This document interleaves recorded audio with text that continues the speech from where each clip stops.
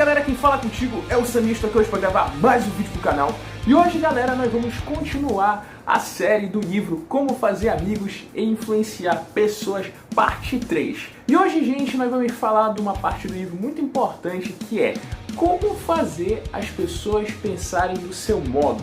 Muita gente tenta convencer as outras pessoas dizendo que elas estão erradas, diz para outra, olha, meu pensamento é certo. Mas será que isso é a forma adequada de você tentar convencer alguém? Vamos descobrir hoje nesse vídeo. Mas antes, galera, vocês já sabem, deixe seu gostei aqui embaixo, se inscreva no canal, faça aquele comentário que assim vai me deixar muito motivado para continuar fazendo vídeo aqui para vocês. Galera, antes de eu começar a destacar as principais informações do livro, eu quero só dizer um certo comentário aqui.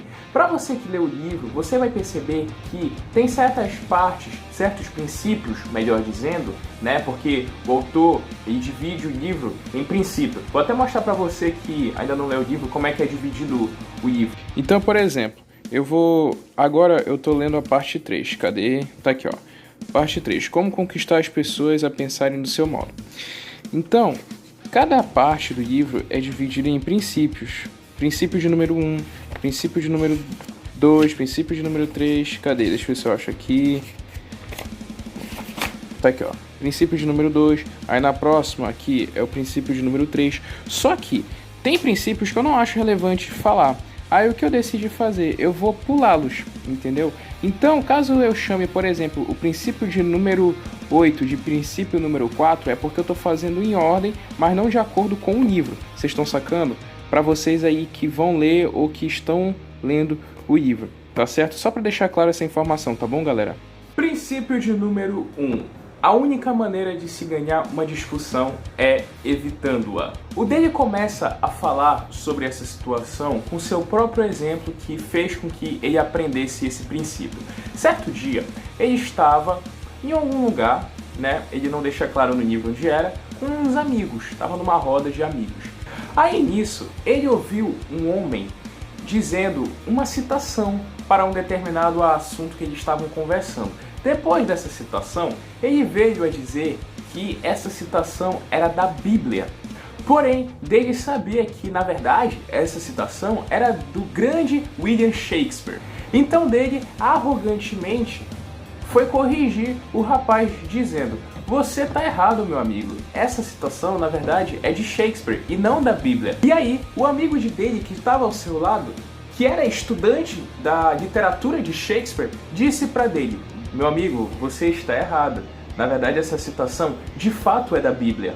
Dele tinha tanta certeza que essa citação era de Shakespeare que ele ficou tipo: meu amigo que é estudante da literatura de Shakespeare tá me dizendo que essa citação não é?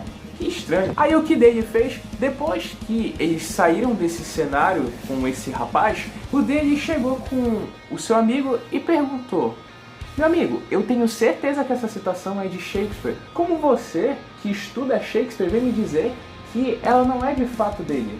Então, o amigo dele, um cara totalmente inteligente, veio para ele dizer: dele, o que você ganha corrigindo o rapaz?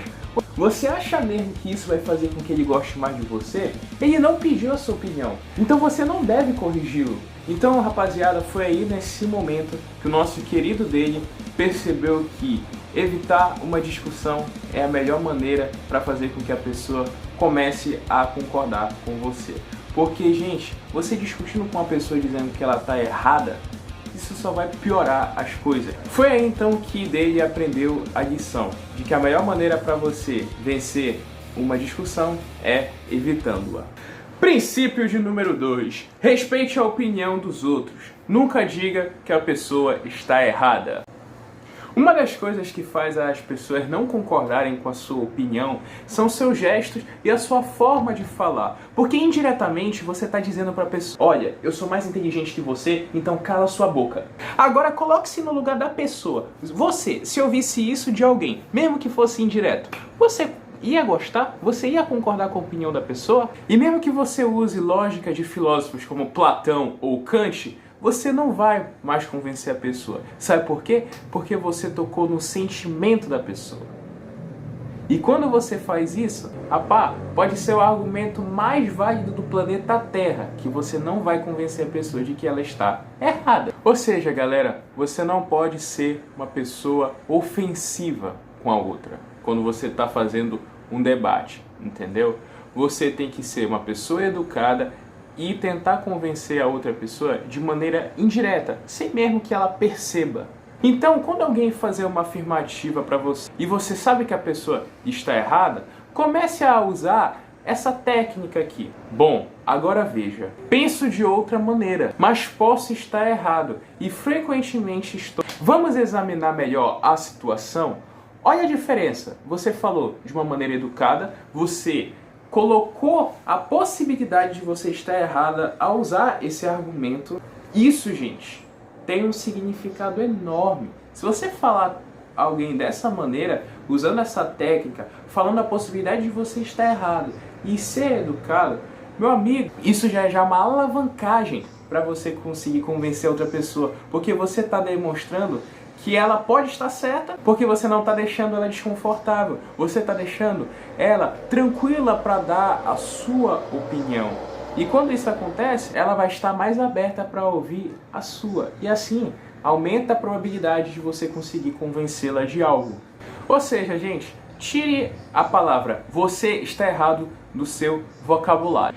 Princípio de número 3. Se você estiver errado, admita o seu erro. Essa tecla de se você estiver errado, admita, é tão importante que o dele colocou um princípio exclusivo para isso. Ele começou a contar a história de um senhor chinês que estava brigado com o seu filho. Uma briga que o livro não deixou claro dizendo o que aconteceu, mas uma briga que o senhor sabia que ele estava errado. Só que tem uma tradição na China que diz que os idosos sempre estão certos. Então, caso um idoso erre com um filho, que foi o caso desse senhor, é obrigação do jovem procurar o idoso e não o idoso procurar o jovem.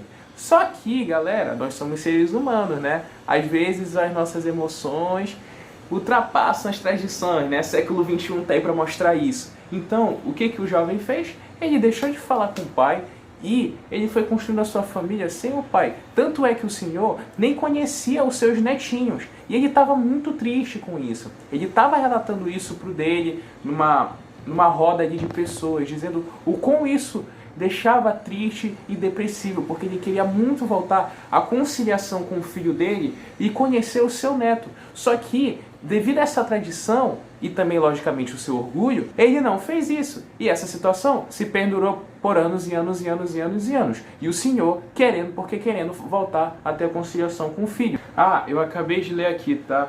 O motivo dos dois terem brigado, o pai e o filho, foi porque o pai era viciado em ópio. Ópio é um tipo de droga, tá bom? Vou deixar aqui a explicação para vocês do que é feito o ópio. Então essa droga foi motivo de briga e os dois se separaram por conta dela. Mas enfim, continuando. O dele... Meu senhor, se você não se livrar do seu orgulho e da sua tradição e admitir pro seu filho que você está errado, ele nunca vai voltar a falar com você. Aí eu lhe pergunto, você prefere morrer com seu orgulho e com a tradição, ou você prefere voltar a falar com seu filho e finalmente conhecer o seu neto? Ele não usou essas palavras, tá bom? Mas eu imagino que ele disse algo mais ou menos assim. Então o que aconteceu? O senhor voltou a falar com o filho, pediu desculpa pelo seu erro devido ao seu vício na droga e ele conheceu seu neto e eles viveram felizes para sempre. Tô brincando, tá bom? Né? Mas a relação pai e filho foi muito feliz depois disso, logicamente. Princípio de número 4. Consiga fazer com que a pessoa diga sim, sim, sim imediatamente. Samir, como assim? Calma, eu vou lhe explicar. Galera, esse era o segredo do Sócrates. O Sócrates, ele sempre tentava fazer as outras pessoas mantendo o sim, sim, sim. O que é o sim, sim, sim? Ele fazia muitas perguntas, né, para as outras pessoas.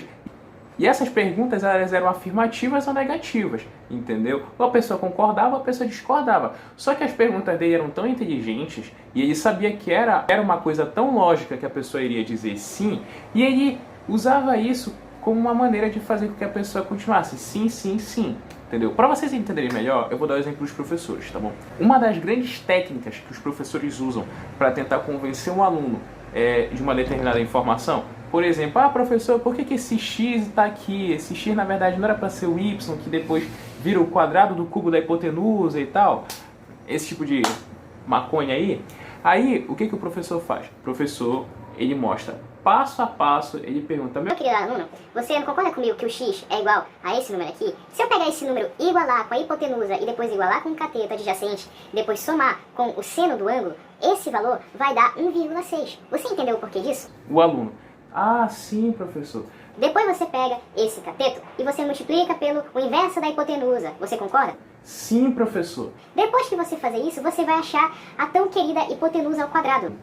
Ah, entendi, professor. Matemáticos, por favor, não me corrijam porque o que eu falei aqui não foi coisa com coisa. Mas vocês entenderam o que eu quis dizer. Os professores, eles usam muito isso. Eles tentam pegar uma coisa que é lógica, o aluno vai concordando e ele vai explicando passo a passo para o aluno como é que é isso. E o aluno só vai concordando, dizendo, sim, professor, sim, sim, sim. Aí, quando o professor acaba o argumento, o aluno, na maioria das vezes, consegue entender o assunto e ele fica convencido daquilo que o professor falou. Então, galera, bora pegar esse exemplo e colocar para o cotidiano. Se você quer tentar convencer uma pessoa, use essa técnica do sim, sim, sim, que era uma coisa que Sócrates fazia muito, né? Ele pegava as pessoas na pergunta e nessa técnica do sim, sim, sim, e as pessoas acabavam vendo de que, de fato, elas estavam erradas. A mesma coisa faz um professor com um aluno, tá certo? Princípio de número 5. Seja receptivo às ideias e aos desejos das pessoas. Galera, pega essa frase que eu acabei de falar e comece a fazer algumas ligações. A palavra receptivo, pense ela como um verbo escutar. E a palavra desejo, pensa nela como um verbo entender. Pega essas duas palavras, escutar e entender. Fixe na sua cabeça esses dois verbos e tente colocá-los no exemplo que eu vou dar a vocês agora.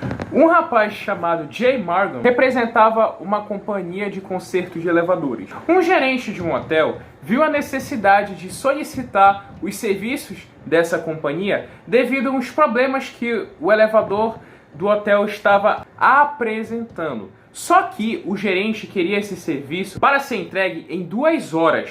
Só que o Jay, analisando a situação do elevador, ele sabia que não era possível consertá-lo em apenas 2 horas.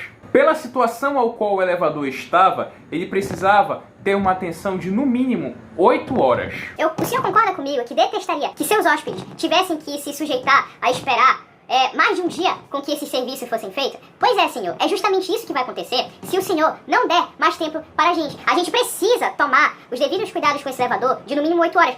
Porque senão, o que vai acontecer é que nós não vamos conseguir prestar atenção em todos os detalhes técnicos do elevador, ele provavelmente irá ter problemas de novo, e aí seus clientes terão que esperar mais tempo para usufruírem dos serviços do elevador. Então, senhor gerente, o senhor consegue entender o motivo de eu lhe pedir um pouquinho mais de tempo? Lembra das duas palavras? Escutar e entender? O Jay soube escutar muito bem as exigências do gerente e ele soube entendê-los.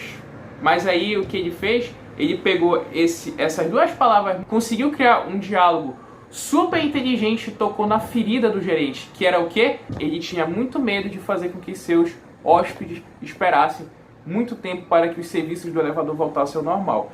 E com essa puta lógica que o Jay usou para convencer o gerente de que ele precisava de mais tempo para consertar o elevador, o gerente se viu na necessidade de lhe dar mais tempo para que esse conserto acontecesse. Ou seja, repetindo o que eu falei, o cara foi receptivo, escutou bem as exigências do gerente e ele tocou na ferida. Então é isso, galera, eu espero que vocês tenham gostado do vídeo. Eu espero de verdade que as técnicas aqui que eu ensinei a vocês do livro tenham lhe agregado algum valor e eu realmente quero que vocês comecem a usá-las no seu dia a dia. Não se esqueçam de se inscrever no meu canal, deixar o seu gostei e eu vou deixar aqui embaixo o link de um site muito confiável para você comprar o livro. Eu vou ficando por aqui. Um forte abraço, um beijo e fui!